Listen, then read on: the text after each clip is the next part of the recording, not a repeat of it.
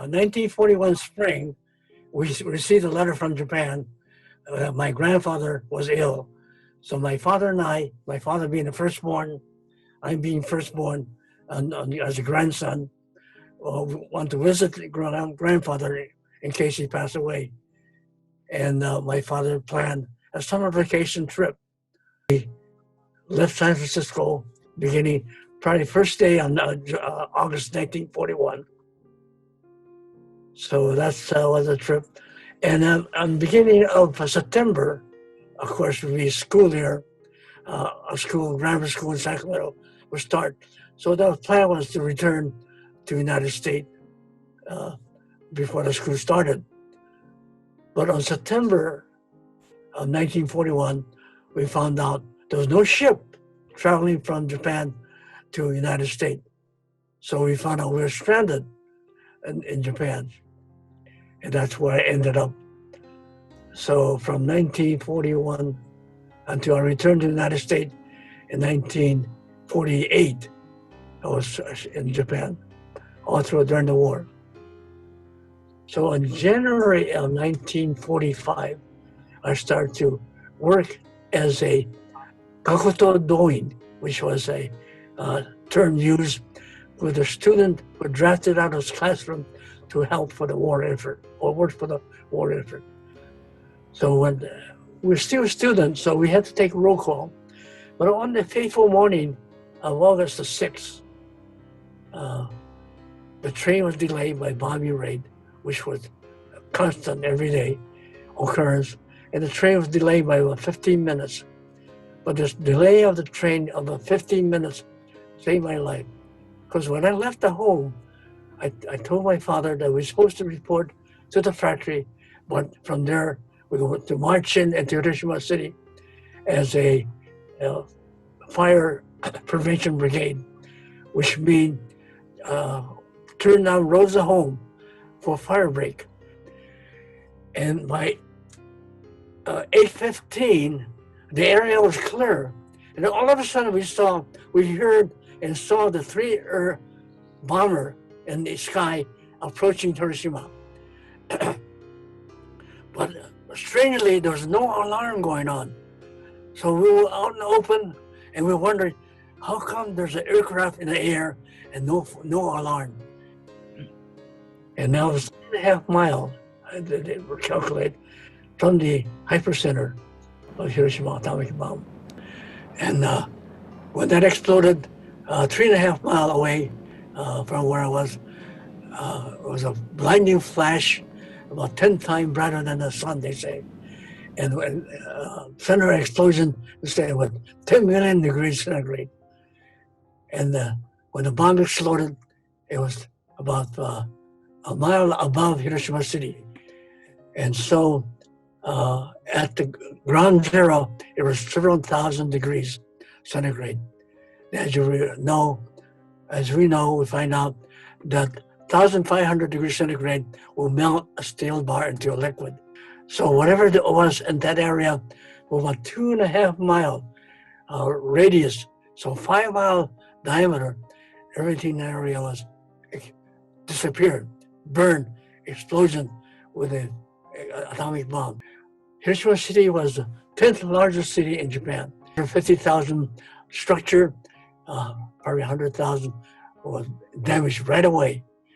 There were 55 hospitals in Hiroshima.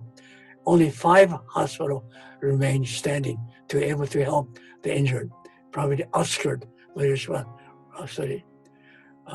There were 200 doctors in Japan and Hiroshima, and only 5 survived to help. And there was 270 nurses. Only 70 nurses survived to help the injured. When the explosion happened, I fell down to the ground instinctively, covered my ears, not eyes and ears. My eyes are 4 fingers, my thumb in the ear. This was trained to do because if a bomb fall nearby you, a regular bomb, the explosion will cause a vacuum. It will take your eyeballs out and damage your eardrum. So this is what you do to protect yourself. Now, when I opened my eye, I couldn't see a thing. There was dust and smoke in the area. Then I heard a classmate running toward a bomb shelter created for us about 1,000 yards away. So I started following the footstep noise and followed them.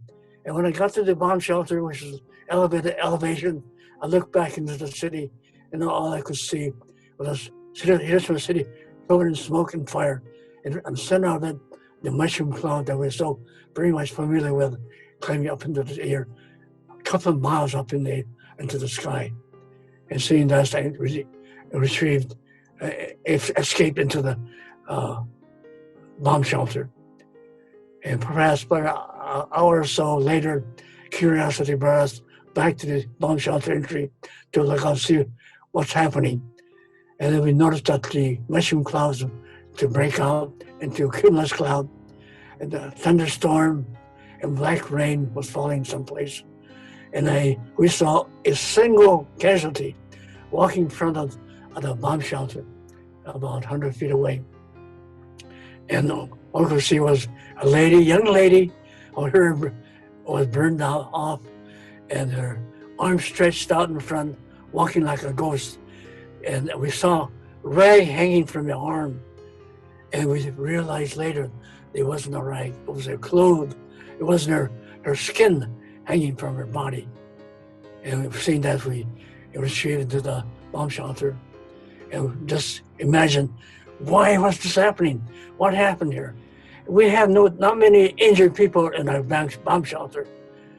But about 3 o'clock, we're finding out a report from a teacher. If you live away from the city, and if you're not injured, and you could walk, you could leave the factory. So that was the first time we left the bomb shelter. And then I noticed a ghost train coming out of Hiroshima toward our way. So I ran and hopped onto it, and all the windows of the train were blown out. The side that faced the bomb was blistered, the paint was peeled. And when I looked inside, all the chairs in the train was scattered by the blast, and people were asking for help, first aid, water, but I had nothing to offer them. So I decided I'll walk home, and start to walk the 10-mile distance home. And my first question was, where's father? He said, he went to look for you first thing in the morning. I never saw him. So investigating the house, nothing was damaged, but all the doors was on the floor. It's mostly 90% sliding doors. So we were able to use the house intact. And after dinner, father came home at 9 p.m. and he told us what happened to him.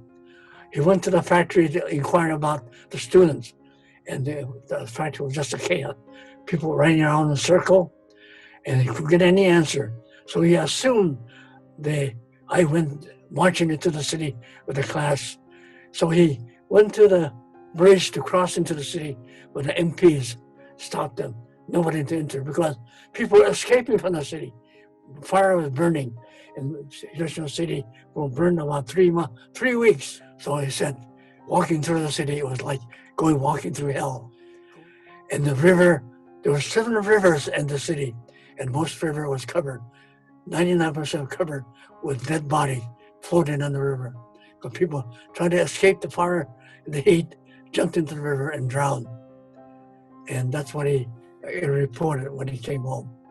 But one thing we noticed that my aunt was missing. She left that 7:30 train early enough to get to her working spot. Third day, miraculously, they came across a young lady of a 19-year-old.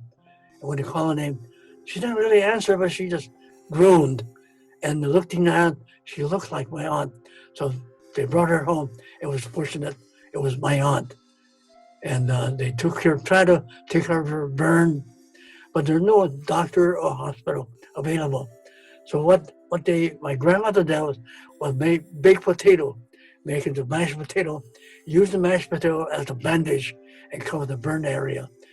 50% of my aunt's body was burned. So to this day, she's 96, 95, 96 now in the States. So I try to get back to the United States soon as possible.